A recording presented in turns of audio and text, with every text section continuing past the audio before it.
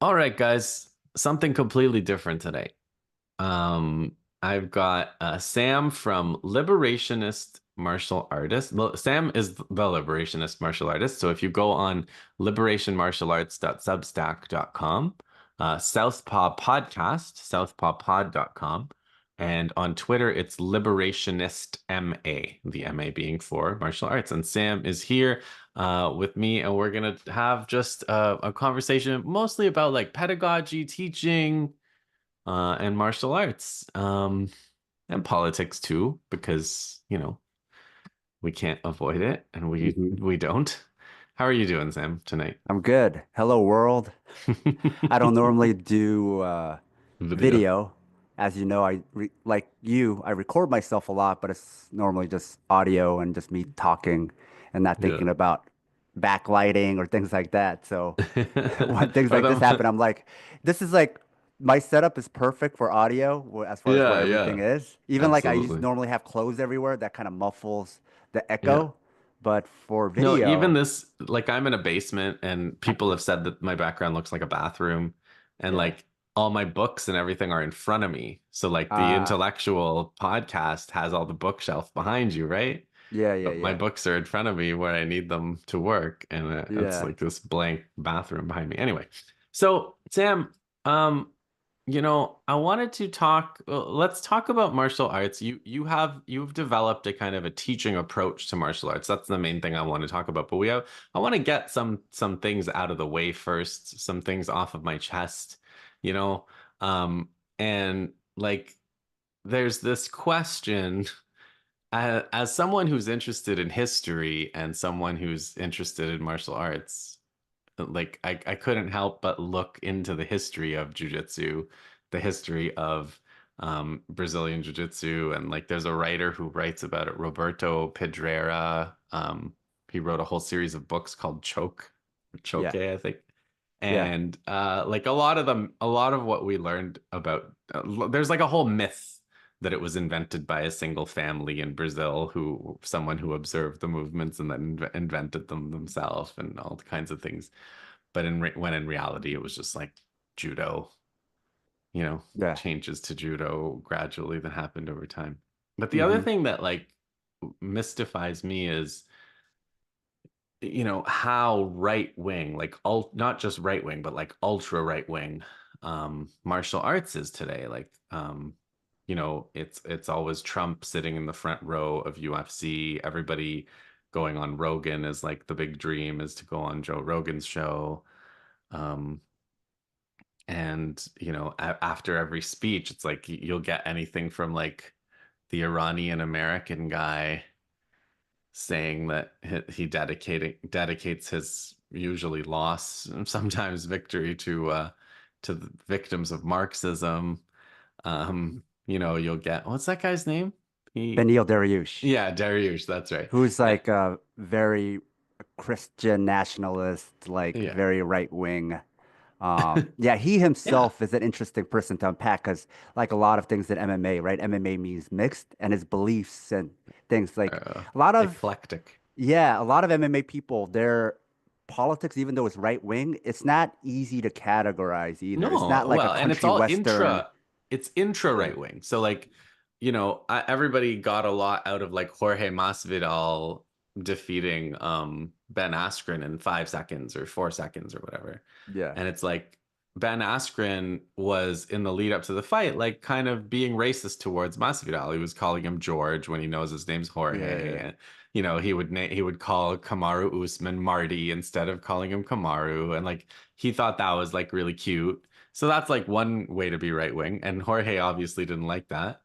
But then Jorge is like, let's overthrow Cuba and I fight for, Trump and let's go Brandon. So they hate each other, sure, but like they all agree on a lot Yeah. of like basically fascist politics. And so Yeah. there's this funny thing I saw a little while ago because I've also like had to leave gyms and stuff because of fascism. It just got a little, it's not so much that like I couldn't take the fascism anymore, but like more like they realized that I'm not a fascist, and so it became impossible to keep training there. Uh, but I just wanted to share this with you because I had just left a BJJ gym because of the fascism, and then I saw this quote, and it was like the algorithm was taunting me or something. But it's Bernardo Faria who, if people watch videos or purchase video instructionals from BJJ fanatics or judo fanatics or wrestling fanatics or whatever, that whole ecosystem is Bernardo Faria. And Bernardo Faria, I don't know anything about his politics. He seems like a pretty, what's the word, like pretty chill and pleasant guy who's very nice to everybody and friendly to everybody. I have never heard him say anything political. And here he says, today I was reflecting on how amazing jiu-jitsu is. With the upcoming election here in the USA and the world feeling so divided, there's one place where none of that matters, the mat. It's a space where political beliefs fade away and we all come together. How amazing is that? I wish more people around the world had the opportunity to share the mats like we do. But Mhm. meanwhile, like all the major figures in jiu-jitsu, like Gordon Ryan and John Danaher and um, you know, all of the Brazilians too are like on on the far right. Like Including Bernardo. oh, and Bernardo too. Well, I'm not And the surprised. thing is, this quote sounds Yeah. nothing like him.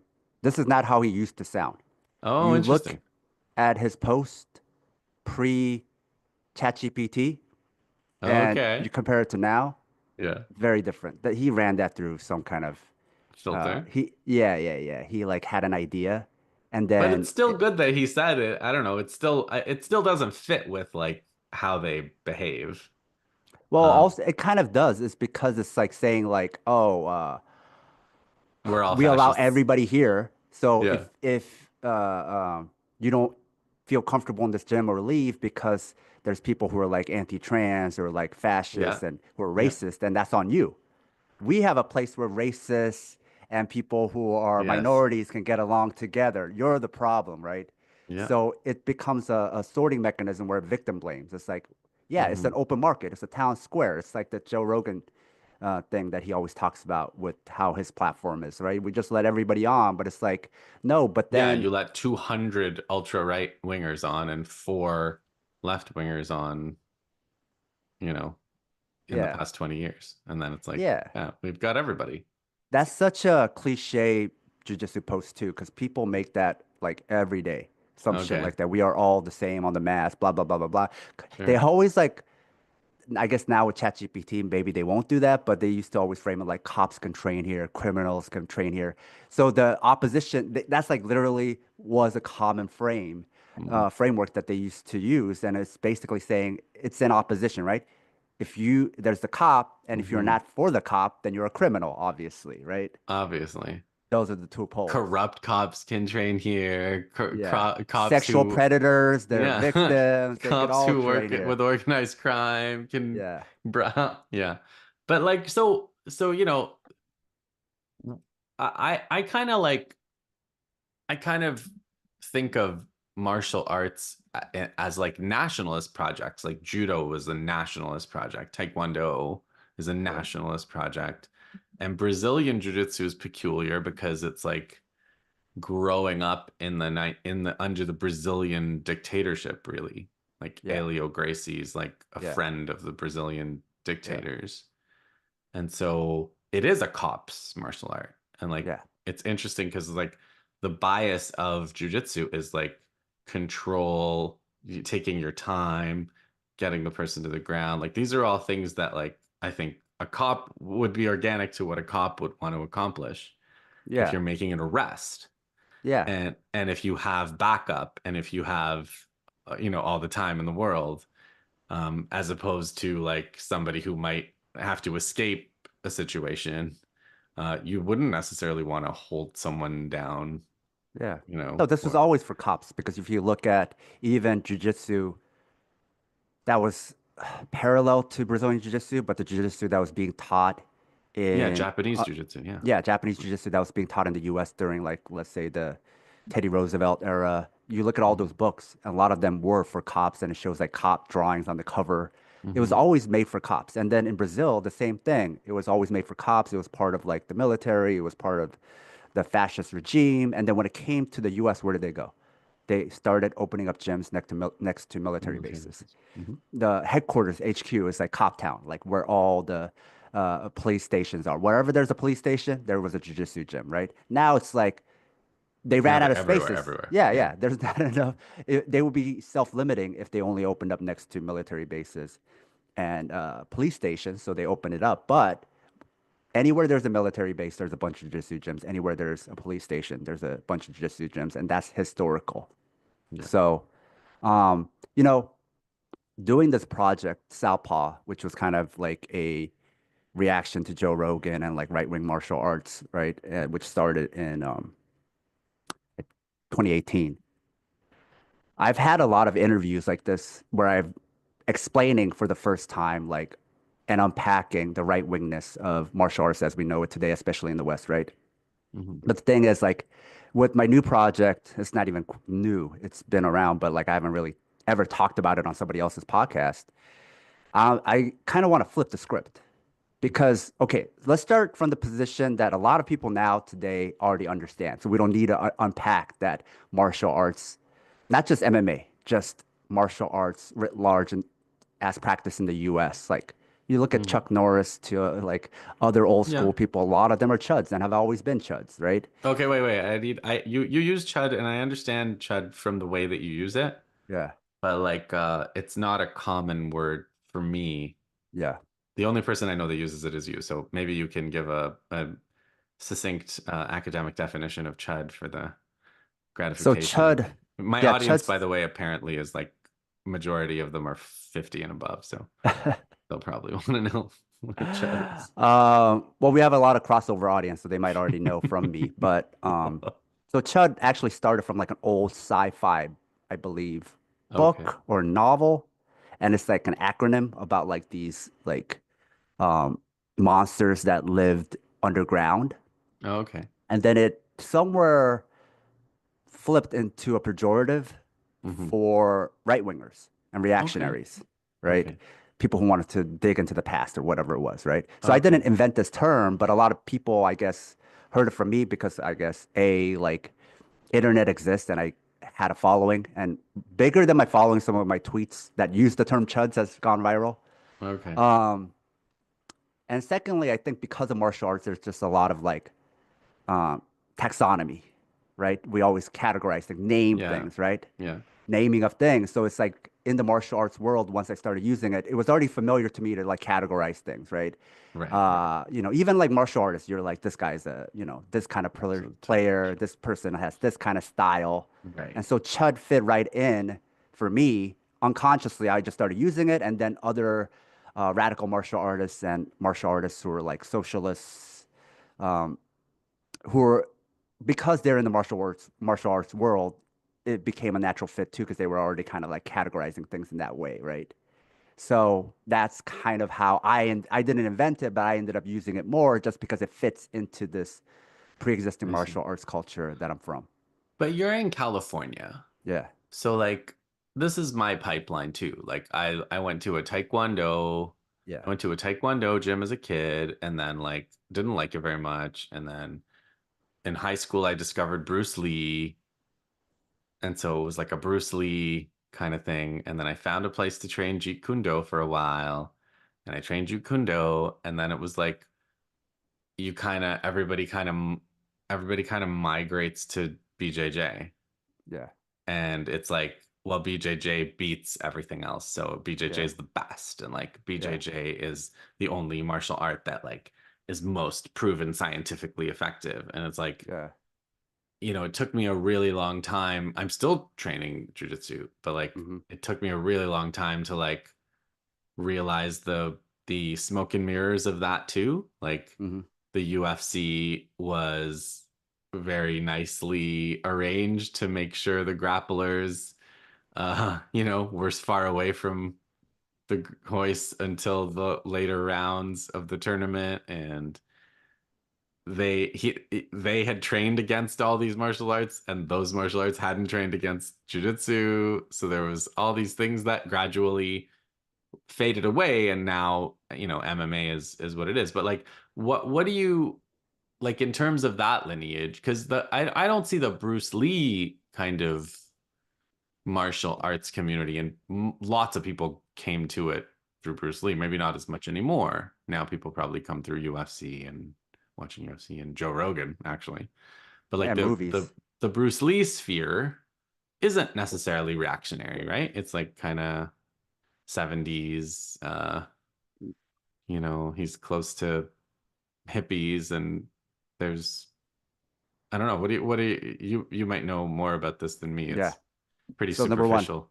yeah. So number one, sorry. My 5-year-old was walking and I was trying to like Yeah, tell him yeah. like, I've been hey, I've I'm been Zoom busy. bombed. I've been Zoom Yeah, bombed by so my that's kids. why I had that peculiar Yeah. behavior for a second. As far as Bruce Lee, what I found, and I've known people like I trained with Gene LaBelle, so a lot Mm, of like their Gene LaBelle was a close friend of Bruce Lee, and so a lot of their mutuals would come in and so and so. So there's like a lot of projection. hmm I don't know Bruce Lee, hmm um, but this isn't about Bruce Lee, but the people around him. I don't know Yeah. what they were like in the past, but a lot of them are reactionaries. Okay. You deconstruct hippies again, right? And Yeah, it's like a yeah, lot I of them suppose. were counterculture, but they were like counterculture as far as they were libertarians, right? Well, I don't know if you've heard of this book, Who Wrote the Tao? So somebody, Oh, it talks about how Tao of Jeet Kune Do was plagiarized from a bunch of other people, or it was yeah, no, no, it written was never, I don't posthumously. think it was ever, yeah, it Ri- was never really meant to be a book, right? Like it was Yeah, his notes. And yeah, so what it turns out that essentially every single word in the Tao of Jeet Kune Do comes from someone else. yeah, yeah, It's a quote. Like he was just sitting there writing quotes in his notebook. And so everything that he said that's attributed to him was actually from someone else. And yeah. um, Well, one of my there was a yeah, philosophy of Bruce Lee book I think his daughter eventually released because she got ownership of the IP, and all okay. his most famous quotes are not in there Oh, I because she see. had to fact check it, edit it, and Yeah, then like a lot of yeah. his quotes, like That one of his makes most sense. famous quotes about like that people use all the time about using what's useful, getting That's rid of from what's not. Mao. Yes, they don't want Yeah, to quote see? Mao. So all that wasn't in that philosophy book that even Linda Lee or even Shannon Shannon. Lee was trying to Yeah, cash in so on. Mao, that's the thing. The most the coolest quote that I always identified with in terms of like teaching, in terms of all these things, was turned out that it came from Mao Zedong, who is Yeah. a left-wing figure. So like I have this analogy because I've been studying military affairs for the past year, especially intensely.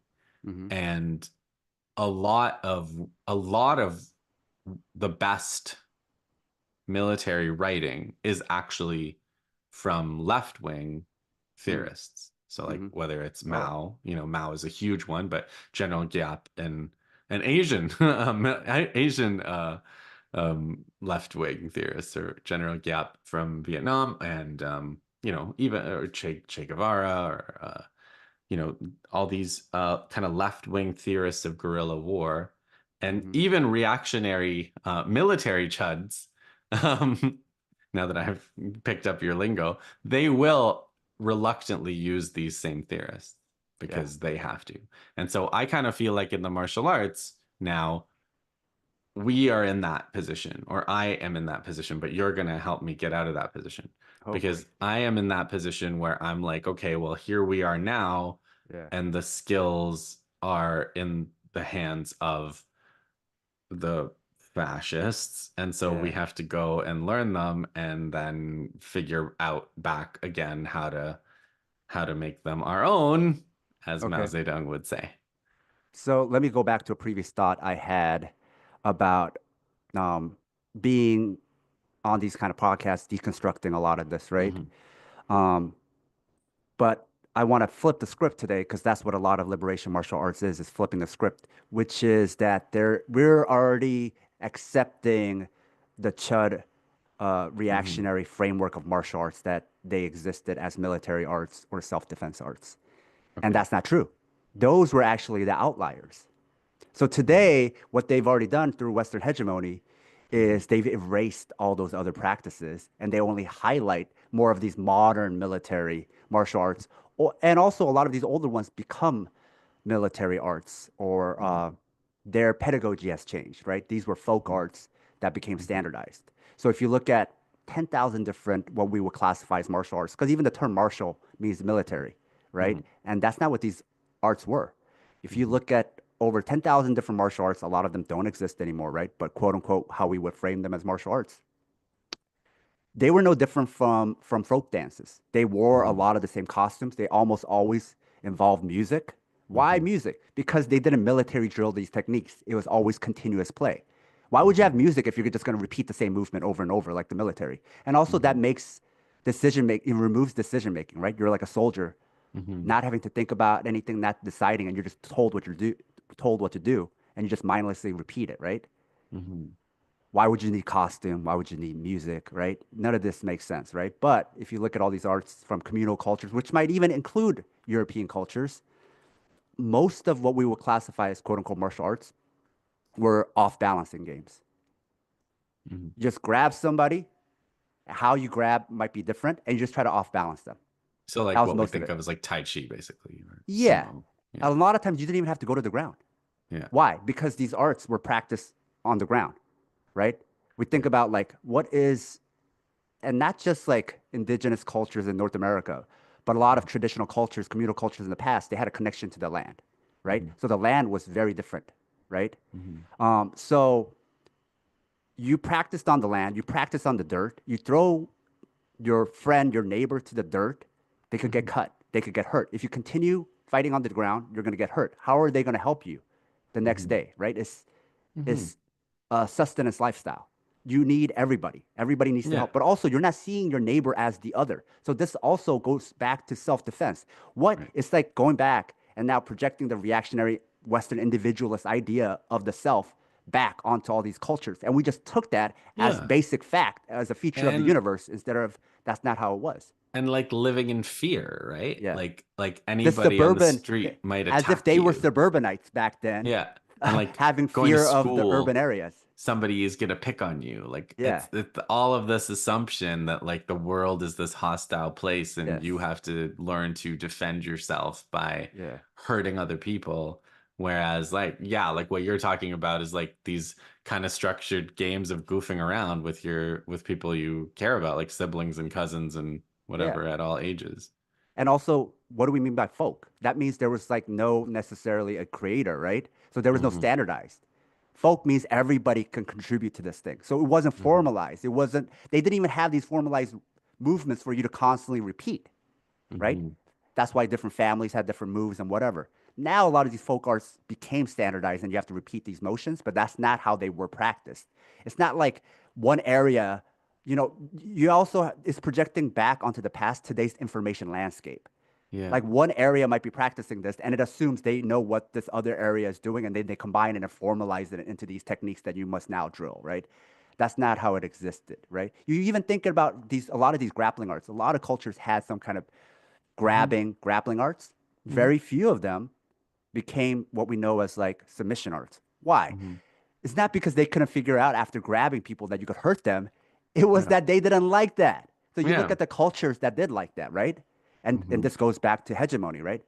Who were the cultures that liked the colonizers, right? Yeah. You had Europeans, right, with catch wrestling. You had Yeah. American catch wrestling. A lot of folk arts did that, right? And then you had white settlers in Hmm. conjunction with Japanese settlers in Yeah. Brazil, right?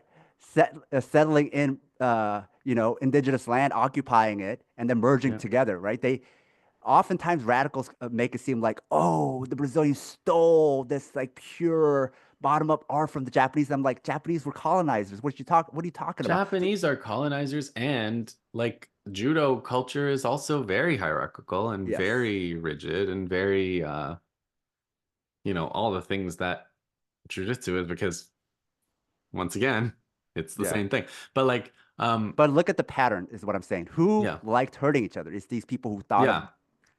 your And opponent as not your neighbor, but as the other, yeah, right? and And in then, particular it's like the submission art like you said, it's like about making someone give up. It's about making yes, someone scream or lose tap. face. Yeah. Yeah. And So yeah. Japan, Europe, the Hmm. US, And it wasn't even like it's not indigenous Brazilians, right? It's Yeah, settlers in Brazil on a absolutely. colonial project. So that's the pattern, right? Mhm. And then that became how we understand martial arts. And then we're like, oh, so how did it become so reactionary? It's like, no, dude, it's like that's the stuff that we highlighted and then projected onto the past. But that's not how most of these things existed. They existed Yeah, and they and happened at and the same time as like festivals, right? yeah, They were practiced as games. People always say this is not a game. It's like, no, man, it used to exist that's as what a it game. was again. But also, like to the extent that it's a sport, it's also like a very nationalist sport. So like Hmm. boxing or Muay Thai, these become like sports. And Muay Thai, like I looked into the history of Muay Thai, and it was different before they incorporated Western boxing. Hmm. And they, like they didn't wear those gloves. They don't Yeah. wear that, like it was a different art, and it was more dancey and musical and um yeah. So Which they all of try to these, keep, right? But it's now more ornamental. yeah, exactly. It's ornamental to the brutality of like picking the most brutal painful moves and making something very streamlined out of that. And we're seeing that happen again, right? It's not even Hmm. happening today. It's been happening for the last few decades. We saw that with the UFC, Hmm. where it's not even organic. Through incentives, they're Yeah. trying, they got people to modify their movement repertoire to be the most uh, conducive to knockouts, Yes, right? yes, the rule set Not and the even the explicit market. rule set, but Yeah. like the incentive structure of the bonuses. Yes, the And also bonuses. Dana Yeah. White yelling at you if you won, but won the wrong way, right? Yeah.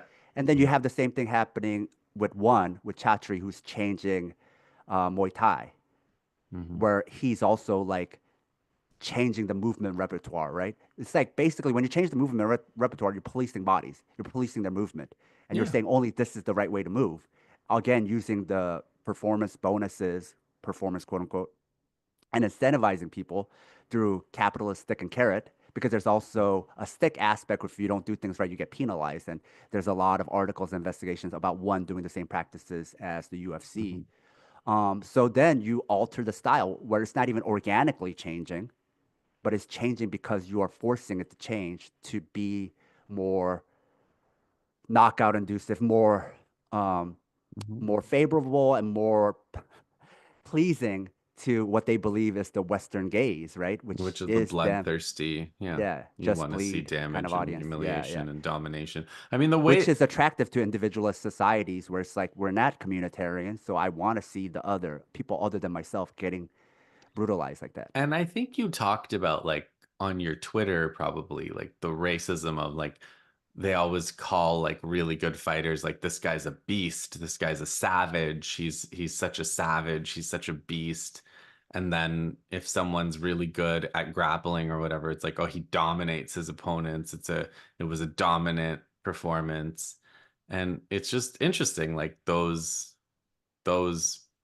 that choice of words and like for me it's like the idea of having a skill that you just can get so good at and like what the human body can do and like the strategy, all of that is really appealing to me. But like whenever I hear talk about like domination or like being a beast or a savage, I'm like, oh, come on, like really, like I don't want to That be a also beast. affects your view of the fight because you listen to that and then you think one person won, and then you Yeah. watch it again with the sound Yeah. off, right? And then it's because you're trying to process what they're saying, and a lot of times red flags go off in your head where you're like, what? That's Hmm. messed up. That's messed up. And then you're not even really watching it, and then you're like, how did this guy win? Yeah. But then you watch it again without the sound, you're like, oh, that makes a lot more sense. Like, yes, there So are bad judges, but the commentators are way worse than the judges. yeah, the commentators, bad commentators Yeah. who also think the judges are bad. So, okay. So, like that.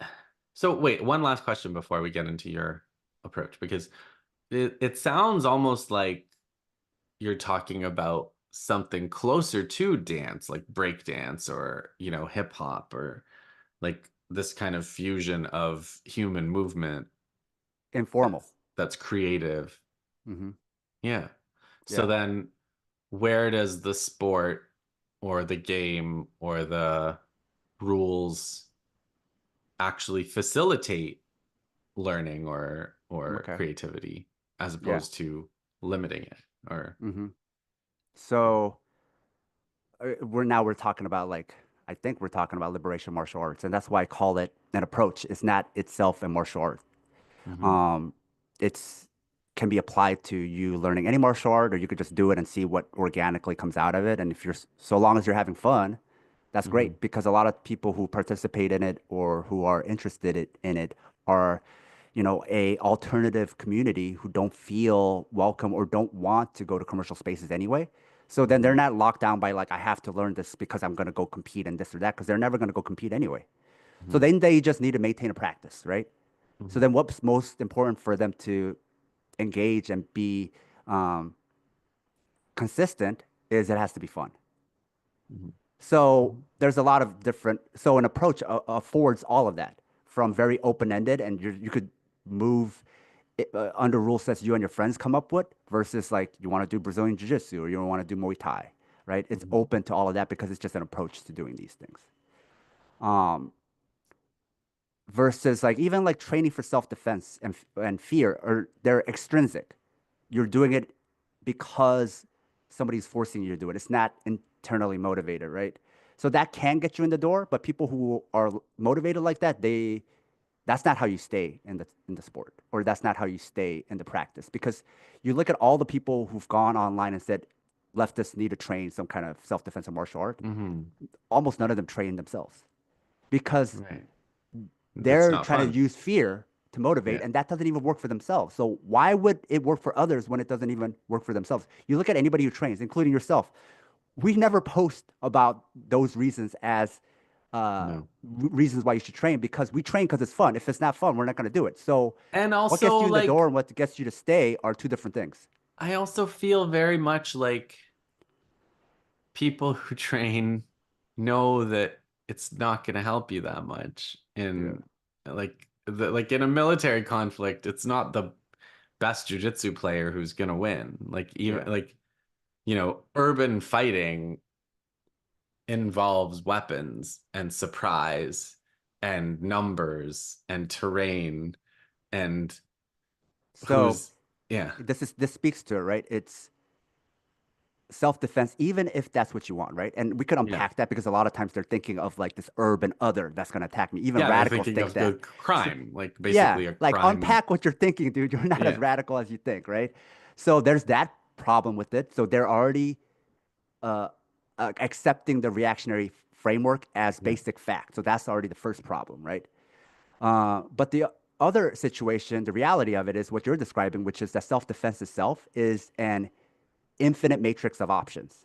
Not Yeah. only is it contextual to you versus me, like how it'll happen to you versus me to another person is going to be Yeah. different. Sometimes organizers will their source of violence is going to be like police Each other. or the Yeah. authorities, right? It's like, Yeah. will this work against? Are you going to like do an arm lock on a cop? Like, are you gonna do a Muay Thai? Like they think no, striking will be better than grappling, and it's like, okay, you're gonna Muay Thai clinch a cop. Like, Yeah. how are you thinking this is gonna play out, right? Yeah. And So, like I was thinking like if a cop was mounting me yeah, in terms of jujitsu mount and I knew exactly how to escape, yeah, I don't think I would escape yeah, because what's that gonna get me? It's killed. gonna like contextually it might be like, okay, well, it sure is nice to know that I could have escaped, but like it's resisting arrest. It's So, gonna so that yeah, defaults to then who can you use it for? The urban other. criminal. Yeah, Yeah. yeah. So this is very problematic, right? People just don't unpack that. But despite that, even outside of that, it's an infinite matrix of options. It's unpredictable. Hmm. It'll never happen the same way twice. That's Everybody's right. context will be different. Then, does it even make sense to train a quote unquote self defense art or for self defense? Because those are the most prescriptive. The instructor, through their Hmm. imagination, comes up with some scenario, and then you Hmm. rehearse that scenario. Right? Hmm. It's like pro wrestling, Yeah. Yeah. except it's worse than pro wrestling because pro wrestling realize it's scripted. right? And that's different from Yeah. reality. Whereas these people are doing something, a scripted movement and a scenario, thinking that's going to be reality. When it's like trying to pinpoint where a bullet will go. It's like, Yeah. no, it could go all these other places. So then what's Yeah. the best approach to that, even if you're interested in self-defense? You have to train in a way, in an approach that's very dynamic and Hmm. unpredictable, where you're able to like develop composure and most Hmm. importantly, perception, like being able to perceive Hmm. what is the actual situation that I'm in. So then Hmm. before you make a knee-jerk Hmm. decision, you inform that decision, right? So the best way then is not scripted scenarios, but to practice in a way that's like a game. Whereas what is a game? It's unpredictable and dynamic, right? Yeah. Because it's open ended to an infinite uh, uh, matrix of options. What is self Right. defense? An infinite matrix of options. So even if you're like, oh, that's sport, that's not for self defense, your version of self defense is prescriptive and simulated and scripted. What you Yeah. really need is to be quick witted and to be clear with your thinking and your perception and to be able to adapt quickly. That is not going to teach you to be adaptive. Training in a way that teaches you to be adaptive is how to be adaptive, right? So Right. But even I if you train for suppose that fun, it's better for self defense. if you're dealing with someone who wrestles, Yeah. they will impose their prescriptive training on you if you don't have the preparation or you've never seen it before. I mean, that's basically how the early UFCs went. Yeah. The BJJ people had no knew what karate people were going to do and boxers were going to do and wrestlers were going Yeah. to do. The wrestlers and boxers didn't know what the jiu-jitsu people Okay. were going to do. Okay. And, and so there's I guess like that's my question to you. If everything is open and um unpredictable, there are like there are there are patterns of movement that are efficient. There Mm-hmm. are patterns of, that, and you don't Yeah. necessarily need to discover them all the first time. Mm-hmm. So like, you know, you had a post on the MMA rush, Yeah. right? So that's And I something explained that, how it came out of the material conditions, right? yeah, And why you exactly. don't see it in these other things, right? But So you then it could, wasn't prescribed. It wasn't even taught for these people who first did it. They yeah, just saw the opportunity and then they took it and then they started doing it and that's how it developed. So it wasn't, it emerged from the conditions. sure. But imagine being someone who's seen it before Yeah. versus somebody who's never seen it before. Yeah. The person who's seen it before will be like, ah, okay, here comes the MMA rush. I can Yeah. counter it, Yeah. right? Well, how do you, so there's also an assumption, right? There's a lot of assumptions. Yeah. So there's also assumption that you have about seeing. And we're Yes. not seeing, it sounds funny, but we're not seeing eye to eye on that. So Okay. you as the audience member see something, right? Yeah. But that's the third person perspective. So when I Hmm. talk about Hmm. perception, I'm talking about first person perception. So Hmm. we watch it like it's some kind of 2D Hmm. side scrolling video game. So Yeah. we're like, why don't they keep their hands Sure. up? Why don't they see that, right? But Yeah. if it's like first person, I don't see Yeah. my hands. So Yeah. I don't know that they're not up. You Yeah. as from a third person Yeah. perspective can see that. My perspective Absolutely. of it is like a first person shooter, right? So Absolutely. people from when you watch it as an audience, you look at somebody who's like dancing around a lot and um, you think that's elusive, right? So let's say I'm far away from you, right? Because they Hmm. like to stand far away, and you're like, okay, from your third person perspective, that looks elusive. Let me demonstrate. I'm over here, and I'm Yeah. Yeah. like this, right? Yeah. Imagine that, except like I'm using my feet, right? And Yeah. so to the audience, seeing two people like side scrolling and they're like doing this, Yeah. that's elusive, right? But that's the third person perspective. First person perspective is I'm this close to you, right? Yeah. And then from your first person perspective, when I'm this close and snug, and then they do this, Yeah. Yeah. You're I totally out of, disappear. yeah. So what looks elusive to the third person is not what looks elusive to the first person, right? So they're different, Yeah. right? People don't realize that. So they model how they see, again, projected to the fighter. So when you say see, it doesn't matter if you see that rush as a viewer a bunch of times. The way it looks to you as a first person looks completely different. So unless you've had experience with that, this I'm going to connect this back to what you just said about the Gracies Yes. and like grappling. So I disagree with the framework that they got to. Well, I guess I kind of agree, but for different reasons.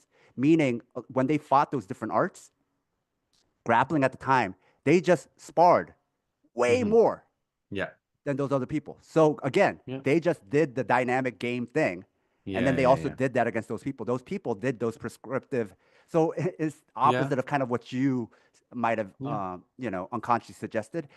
Those people Yeah. weren't doing these like, oh, they're being unpredictable, dynamic, and they weren't prepared for this. Like, no, they were doing something very prescriptive, just Right. drilling, katas, and whatever. And then later on, when they're like the right kind of black belt or whatever, they started doing like sparring or whatever. But it was still Right. very, very constrained, not open ended. So what I'm Yeah. saying is, it came to those the observations you're making are correct, but it's actually happened because at the time grappling came from a more open ended world, and those Right. people came from a very constrained closed world. Now that's changed in grappling too, because now you got to get to a certain point to even like be allowed to grapple. Ever since Hmm. Malcolm Gladwell's 10,000 hours Hmm. bullshit book, Oh drilling my God. became. Look, I've been training since the 90s, so I Yeah. could tell you how differently it looked then, then and then after that book came out. Oh Right? no, really? It did that much Yes, damage. it was mostly just sparring. It was Yeah. mostly sparring. And then when that book came out and people were like, this is where the podcast came in. I'm listening to a lot of podcasts about business and mindset Yeah. and brains. And I'm listening to this guy Gladwell and whatever. And you got to drill, man. You got to drill 10,000 hours to get good. And that's when it all became popular. Actually, a lot of the that is credit to this sexual predator and Yeah. cult leader named Lloyd Irvin. He was the Right. first person to start drilling. Then everybody started adopting that, right? So even like the Hmm. origins of that in jujitsu is very Well, ugly. Gladwell's also a Epstein uh There plane, you go.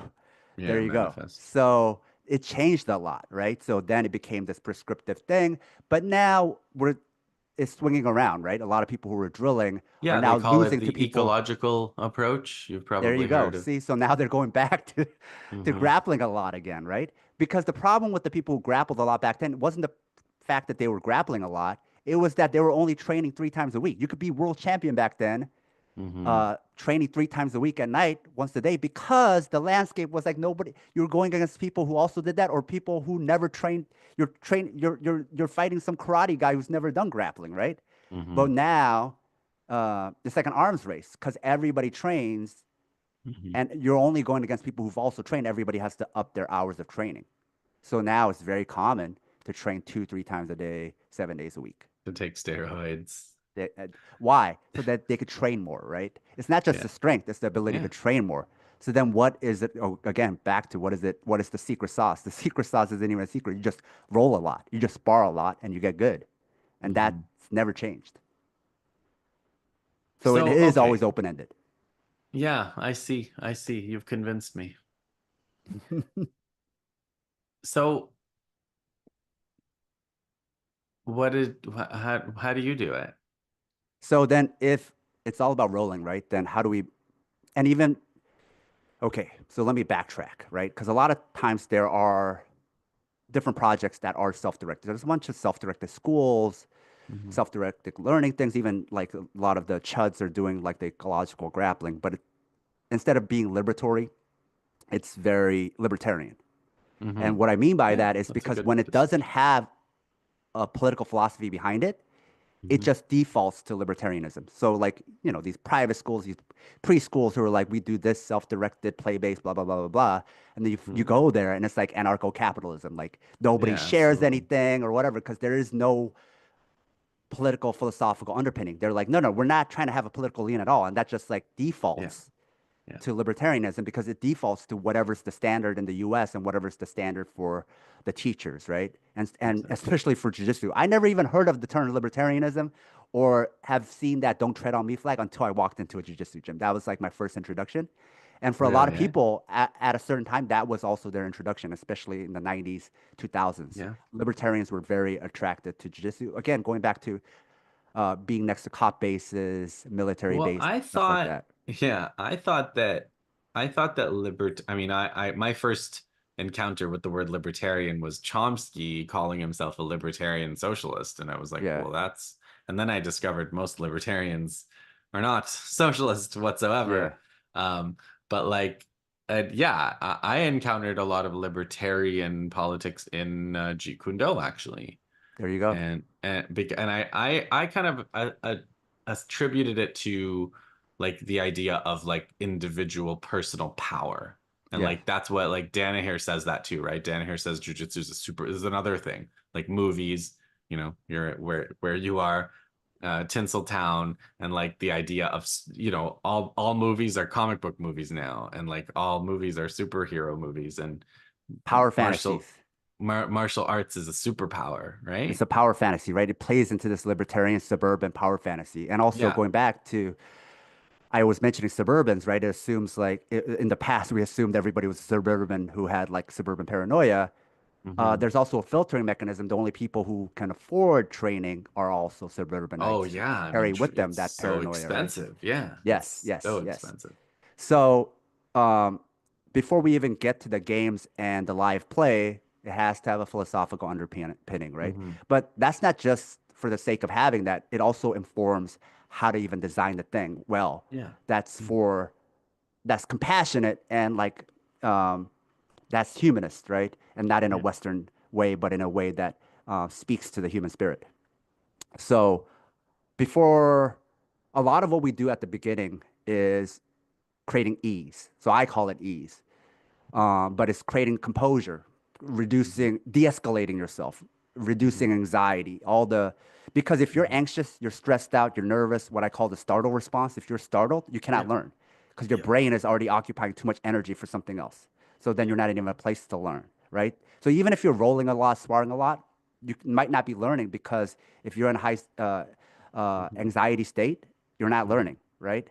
If you're in a startle response, you're not learning. Yeah. So we do a lot of that. And then going back to perception, we do a lot of training on your eyes. We train the Hmm. eyes a lot, even giving like uh, the eyes like our gaze a direction. So oftentimes we'll look at the chest, for instance, right? Hmm. So like if I'm trying to, let's say, block punches, why aren't I looking at the hands? It's like the same reason why, if you didn't know, like a juggler doesn't look at the ball. You look at the ball, Hmm. you drop the Yeah. ball. You look Yeah. at the fist, you get hit, Yeah. right? If I want to draw a really good landscape, I look at the horizon and I just kind of squint and soften my gaze and just look at the colors and the shapes. Hmm. So if I just look at you and look at the torso, everything's attached to the torso. I'm just kind of like not really looking at it anything, but using my peripheral vision. I Yeah. see everything, right? So we start with the gaze and Hmm. creating ease, de-escalating yourself. Because going back to how our vision works, right? Um, if I'm far away and you're, let's say you're like think of like a camera, right? If I'm just zoomed out and you're far away, it doesn't matter how much you move. I just see you, Yeah. right? Yeah. Whereas if I zoom in and look at you really close, then I have to try to track you with my eyes all over, right? Yeah. But if I Yeah. just Like look at a a center bird point, watcher. yeah. A But if bird I look at a watcher, you center don't point, look, you don't find the bird with the binoculars. You find the bird with your eyes, and then you get the binoculars once you already know where the bird is. exactly. So the same thing, you have to learn to just soften your gaze. Because what happens when you're also startled? Your eyes start going all over the place. So it's actually Hmm. connected back to trying to reduce the startle response, trying to maintain ease in your movement, and then ease in your body, right? So a lot of those things. Why? Executive control so that you could actually learn and be in charge of your own decisions instead of like just having it happen because of like some survival instinct. Hmm. And so that, again, so you can learn, but also you're conserving energy because your mind and your body is using the same energy source. Hmm. So if all that energy is going to your mind because of anxiety and all this stuff, your body has less energy. If the way you move Yeah. is like taxing a lot of energy, you have less energy to even compose yourself, right? Yeah. They're at odds. But if you can move in a way that reduces energy and keep yourself at ease, then it's easier to maintain your ease because you have a surplus of energy, right? So in LMA, when we talk about flow, we don't talk about the flow state like a psychological state. We talk about flow as a way of moving, as an action, not a state, right? Things we do, not things we identify with, right? So Hmm. again, going back to martial arts, it's all about what you do, your actions, rather than like your self belief about yourself. Because then that goes back to like you're in your head, you're thinking about yourself, right? Don't think Yeah. about yourself. Be centered on your partner, be centered on your information landscape, right? If I'm talking to you, I can't be checked out thinking about myself and having some internal monologue. Then I'm checked out. Then I'm not Yeah. really here, right? We're together, but I'm like in an isolation tank watching a movie in my head, and I'm And not paying and attention to you. in your pedagogy, it also sounds like the training partner is not somebody to beat, to dominate, and compete against even, but like somebody who's actually helping you. How do you like understand the social aspect of Yeah. training? So that's why we don't say opponent. We Yeah. think of it, we're partners, right? So they're Hmm. your guides. So let's say it takes a while to work people up to this, but if we're just sticking with kickboxing, let's say before we hit work on like even getting hit to the head, we're just hitting to the torso at the beginning, right? So let's say they hit your shoulder. You Hmm. could try to resist it and then not learn what they're trying to teach you, or you're like, no, no, the path to most pain is to make a head-on collision. They're hitting me here. I go there, try to Hmm. resist. That's going to be the biggest impact. But Hmm. if I understand they're my guide, Hmm. if they hit me here, they're telling me the way to reduce that tension is to turn with They're it, trying right? to move your shoulder. Yeah. So but my survival instinct is to go this way. Hmm. But if I learn to just release and see them as my guide, I go that way. Then what do they call that in boxing, right? You're rolling with the punches. Same thing. If they hit me here, if I try to resist it, I get knocked out. But if I roll with it and turn the way they want me to go, if I just go the way they want me to go, I'm going to get less hurt, right? So that is like the essence of defense. So we don't even start with hitting. We start with pushing. We push each other so that it's more of a, if I just touch you once, you didn't get information for long enough to even know which direction to go, right? Hmm. But if I just push you consistently, then that's more guiding my movement. So a lot of how we learn how to roll with shots is that we learn to roll with shots before we even learn to block or Hmm. dodge. We just have to get used to getting touched. Why? Because we have to get just used to Composure. Yeah. composure. So we don't start with that last. We start with that first. Let's Hmm. go to like grappling. We start from the feet up. So, what's the easiest way to get hurt by a takedown? I resist the takedown, Hmm. right? We don't even do break falls at all. We just go right to person, grab each other in a gentle way, and then try to guide them to the ground. Like here, a way to take them down, whether it's like a sweep or like a double leg. Hmm. If you go the way they want you to go, they don't care how you get there, right? Even if in competition, they don't, it doesn't have to be a Yeah. a very explosive A slam. ballistic If throw. you Yeah. just go to the ground, that's all they wanted anyway. So if you go with that, right, then you'll be safe. Especially when you're standing upright. The sweep has like the biggest fall. Then it has a bigger uh, uh, uh, high to low fall than a Hmm. double leg, right? So that's probably the scariest. So just let them guide you down. And if Hmm. you actually, even like the person who's really trying to throw you down, but they're pushing you in a way that's actually gentle. Because they're pushing your head down, they're lifting Hmm. your leg up and kicking your leg out. They're turning you Yeah. into a ball. So if you Yeah. actually go with it, they're turning your body into the ball to the way you're supposed to roll through with it, right? And somersault, Right. right? If you don't resist Yeah. it, you will somersault, right? So Yeah. that's how we start. Just go with it, and then you realize, oh, this whole fear of whatever was like me resisting, right? And then once you Yeah. learn how to go with it, right? We take this from pro wrestling. There's this, and then stunts too. The safest way is to bump yourself. When they're trying to Hmm. do something, don't let them do it to you. Just bump yourself, Yeah. right? The actor doesn't know what the hell he's doing with a throw. Just throw yourself, bump yourself, right? So they're Hmm. guiding you. They're telling you how you should shape your body. Just Yeah. and then just bump yourself. Just dump yourself. If we're using Muay Thai terms, dump yourself. Once they start doing that, they create a comfort with the ground, right? They Hmm. have a different relationship with the ground, with the land, right? They no Yeah. longer fear it. Yeah. Once you don't have a fear it, then if they don't want to go to the ground, they're so much better at not going to the ground.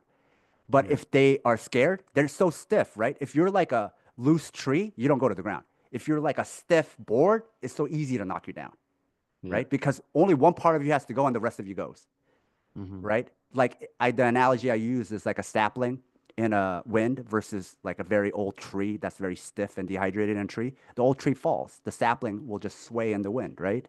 Hmm. So if you can relax, right, and somebody Yeah. grabs your leg, you don't go to the ground. You look at, MMA and whatever, somebody grabs your leg and they're so relaxed because they're limp legging their leg out. If Yeah. you're stiff, the moment they don't even have to try to take you down. The moment they grab your leg, you just fall over Yeah. like a board, right? So once you have that comfort, all of a sudden you're already harder to take down anyway. So it's not even like it's training you to go to the ground. It gives you the comfort so that you don't even have to go to the ground if you don't want to. And you're less likely to get hurt because when you're soft and relaxed, none of your joints are locked out. When you're scared and stiff, your joints are locked out, right? Mm-hmm. Your knees are locked out. So when people are scared and resist and stiff, that's when I've seen all the knee injuries during takedown. But if you're Yeah. supple, your knees already have slack. You're kind of like bent anyway. So even if Mm-hmm. things go wrong, there was enough slack for your knee where it doesn't like what is called shear force. It just goes with it because they already had slack. It had room to go. So even with grappling, we start like that. We don't even why the break fall idea is kind of interesting because well, how do you do it? You do it by yourself. But when you're Mm-hmm. doing judo or grappling, you're never going to fall by yourself. The person is throwing you, and oftentimes they're falling on you. So the mechanics or the Yeah. way it happens when somebody falls with you is completely different Totally than a different. break fall, right? So break fall, they're like, yeah, it saved me when I fell in the ice. Yeah, that is what that's Because you were for, falling by probably, right? yourself. Yeah. Yeah, You but probably when you're didn't grappling, and probably also didn't when they're trying to take yeah. you down, I could grab onto them, and we become one shared object, so Yeah. they can take a lot of the impact too, right? Well, If somebody's yeah, I double legging find you, that in you hug judo, them, like, yeah, judo, like you reduce you that. train ukemi hundreds and hundreds of times. You train ichikomi, and then like randori is just totally different. It's Yeah, just nothing that I did helps me. yeah, It's like this, it's a game, it's a grip game, and they're doing things that I never learned. Like they taught me a throw, like grab here, and throw. Grab here, and get thrown. yeah, But then, like when you're actually playing, they're grabbing you here, they're grabbing you there, they're switching grips, they're doing this, and then you're on the ground. yeah. And So so, compare somebody from LMA, right? Let's speak the same language of grappling. yeah, You've done grappling, let's say, not you as in you, but like a hypothetical, you did grappling for a year. 90% of that was spent just drilling and doing all these yeah, other things, right? yeah, And you just train 5 days a week, days a week. Let's say this other person who's doing LMA has only trained for 30 days, but all they hmm, did was the grappling part. And yeah, secondly, they were so composed, 100% of it downloaded, right? They yeah, consolidated that information.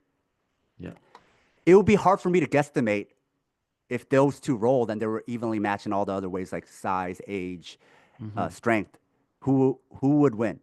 Not that we care so much about winning in LMA, but yeah. I Probably the sometimes one who's gamble. played more. Yeah, Yeah, I would probably give that on my guy, yeah, for right? sure. And I'm not dealing with I'm working with a community who are mostly radicals organizers. So it's not even like the chuds who go in wanting to do that violence. A lot of my Hmm, time then is spent on trying to de-escalate a lot of that trauma, PTSD, and hmm. whatever. So I can't even like start them right away, right?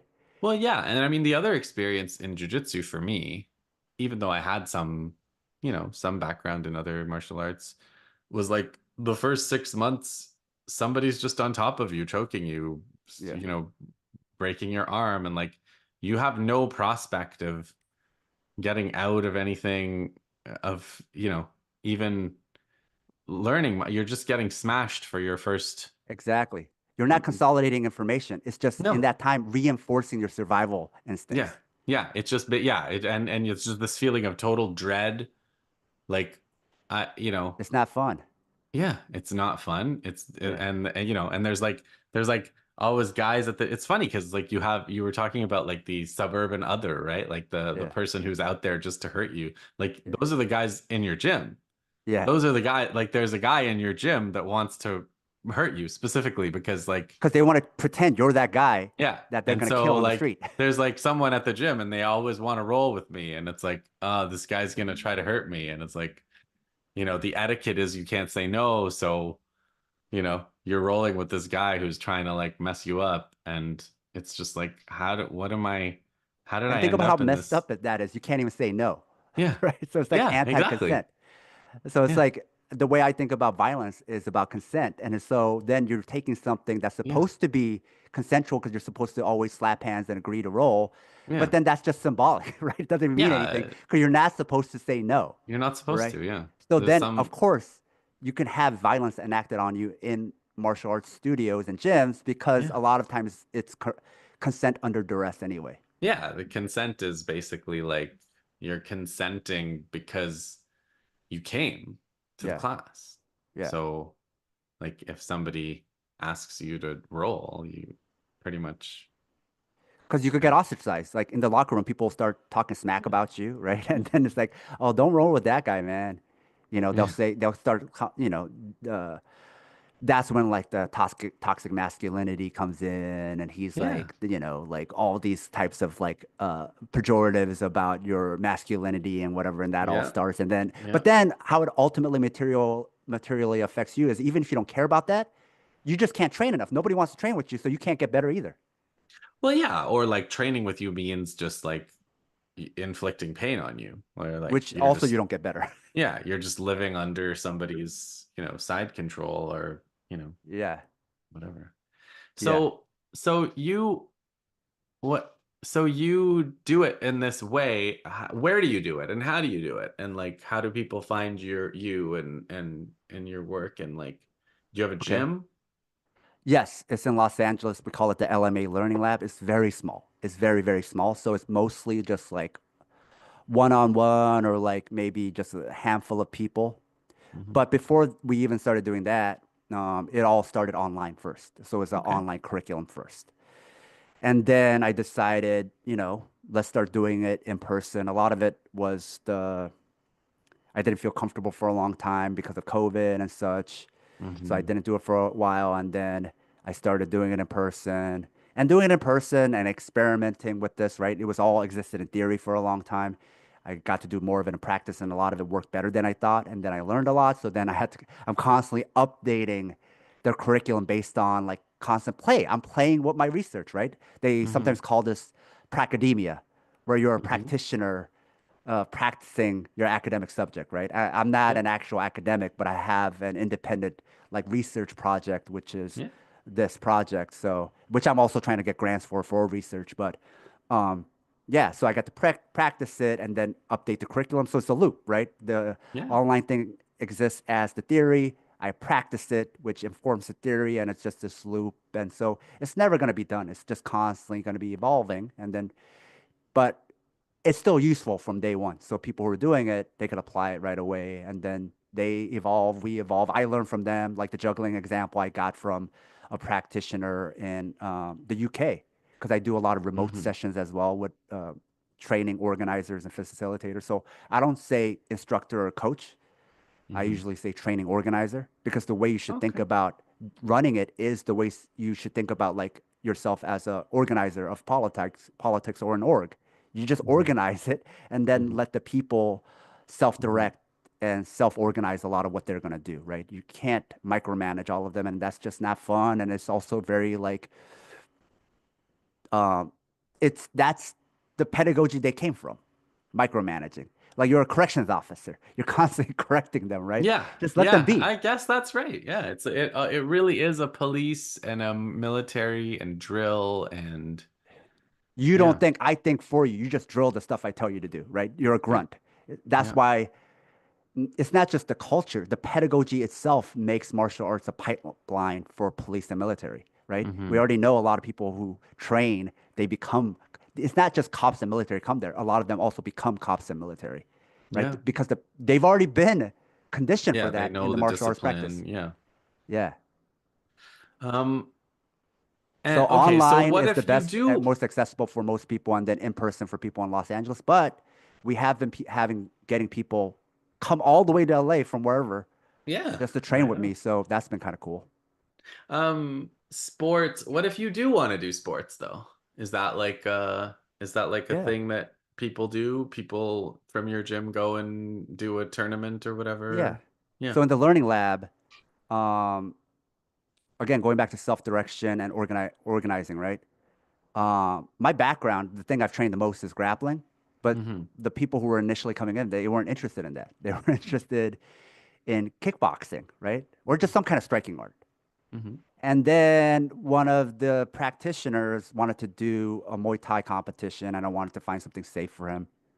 So just after like a few months of training, we found a technical Muay Thai. So technical Muay Thai is like much more like amateur, good for like people who are just doing it for recreation. Basically, like you can't knock each other out, Okay. meaning you can, but they're telling you don't hit to try to Yeah. knock each other out.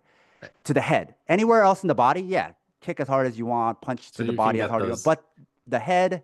You I can think the get those organize. leg kicks you remember for 2 weeks or whatever. Yeah, And yeah, yeah. Because I think because it's not licensed either, so the organizers also don't want to deal with like right. trouble with that because there was a technical Muay Thai tournament in Canada actually where somebody like got brain damage and became comatose. So that can still happen, right? So, but they're discouraging you from doing that. So we found a thing, and then we had. So once he wanted to compete, because it is so communal, they're like, Yeah. "Oh, so and so's doing. It. I want to try that too." And then everybody was like, "I want to compete in Muay Thai." And so very much lately, it's because our learning lab practice has become about. I try to talk them out of it, to be honest with you, at the beginning. Like, why Yeah, you want to do? I Let's don't just think have I'll fun. ever compete. You know what? Like when you go to a jiu-jitsu gym, Yeah, it's less so I found in judo, but in jiu-jitsu, it'll be like they'll teach you some move yeah, and they'll say, okay, look, like if right now, let's do it this way, don't do it fast, do it really slow and take care of your partner. I mean, in a tournament, obviously, like just do it fast and just rip his arm off or whatever. And I'm always like, so you're kind of telling me if the other coach in the other gym says that, then I'm going to be competing against somebody who's trying to rip my arm off. yeah. I don't really want to do that. I've found that as I've aged, though, because I'm picking up striking later, and I've gotten pretty good too, just from the same approach. So I'm like a Hmm. testament to it as well. But it's much easier on the body, so long as you can manage the Yeah. head damage, Yeah. which Yeah. we do really well. Which there is no head damage the way we do it. Um, because if people are composed and they're not startled, Yeah. then they can literally just tap you on the head Hmm. and then like hit you hard to the body if they wanted to. They have that Yeah. much control because they're there. They're not checked Yeah. out. If I'm Yeah. startled and I'm just thinking about survival, everything's Yeah. going to be hard. Not because I Yeah. even want to hit you hard, but I'm like startled, I'm scared, I'm anxious, right? So Yeah. we really manage that. Then once you can manage that, I get hurt so much less Yeah. in striking Muay Thai than I do grappling. Because why? Because the nature of the way you're going to get hurt is just on flesh. It's just Yeah. bruises. Yeah. Grappling, the way you get hurt is Body bones weight. and Yeah. joints, Yeah. right? Like you're lucky if it's just a bruise, but it's rarely a bruise. So, but we do some grappling. A lot of the in-person people are not interested in it. Mm. Um, but we do some grappling too, and even that, man, this system works even better for grappling because people get good fast. So, but yeah, we are competing. There's people who've competed after just training 20 days, Right on. and they've done really well. And you just see in the videos, like that's the other thing. We don't do belts or ranking. It's like, what's the Yeah. point of that? Is to know your progress. We have technology. Just document it. Record yourself. So that's Yeah. why we have so many videos. We're constantly recording yourself. That's how we track progress. And it doesn't even have to be for public consumption. You record it with your own camera, watch yourself, and Absolutely. then it becomes clear. So this goes also back to motivation and self-determination theory. One of the most Hmm. important things is that you have self-direction, that you could decide uh, how you move, what you're going to do. Another big part of self-determination theory, how you get motivated in something, is you have to see yourself progress. So that's why like martial arts works better even than like working out per se, Yeah. because working out is often just tracking how you look, which Yeah. in itself then is demotivating versus tracking your progress in a skill, Yeah. which can Yeah. actually infinitely improve because even if you lose athleticism, you can be skillful in other ways. You could be skillful in understanding things better. That could Yeah. keep going. And the other thing is like you actually are plastic until like very late in age. It's just that as you get later in age, you just don't want to ever use that plasticity anymore. So people just thought people weren't improving because that just came with age. But actually, your brain and your body can keep physically altering and improving. It's just Hmm. that the nature You of stop. like attitudes, and we could go back to like capitalism or whatever. You're like, I've paid my dues. Paid your I've dues. done hard stuff. I'm done. I don't need to work hard anymore. I don't need to learn this or that. I'm done learning, right? There's that attitude. So I think that becomes something we're conditioned in. And that's why we didn't even recognize until scientists, I mean, people don't even know scientists say you could be plastic until much later. So, yeah. Um, I find kickboxing is much easier on my body. Grappling is still fun, but and so whether we compete in grappling or not, here's the other thing, right? We could just go compete in Muay Thai, no problem. Grappling, going back to like hierarchies, and it's not even just a hierarchy; it's Yeah. cartels.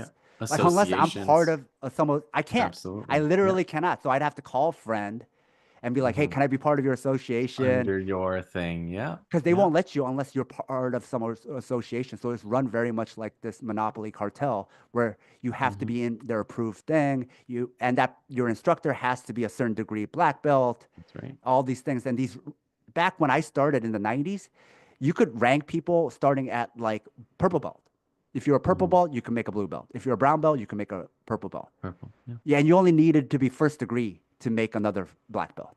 And that Hmm. all changed, right? So a lot of people think like this is legacy or whatever, and it's just you're just seeing false traditions Yeah. and myth making happening in real life. Like people are like with the Absolutely. belt whipping, oh, it always happened. It's like, no, dude, it started in California by this chud who was training near the military base, and he got it from the military people who Right. he was training. They were like, oh, you need some kind of hazing thing. It creates camaraderie. You know, that's where that guy Chris Howder got it from the military, and then he got exported to Brazil. It's so all those kind of things, they Yeah. weren't original. This isn't some ancient art. Taekwondo is not an ancient art. A lot of these arts are not ancient. A lot of the Yeah. ones that we're talking about, the military self-defense kind of arts, we think they're like traditional. I don't even like using that term because they're Yeah. not that old.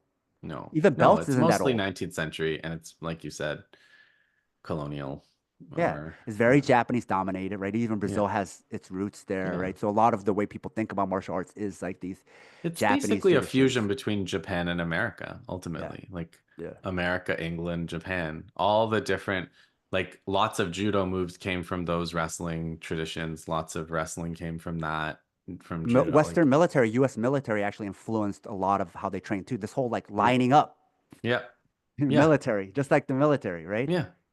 You even Karate look is at like, like lots of boxing in karate. yeah. And then you even look at how they kick, right? Yeah. You look at South Asian martial arts that, and a lot of martial arts and movements that started on the dirt.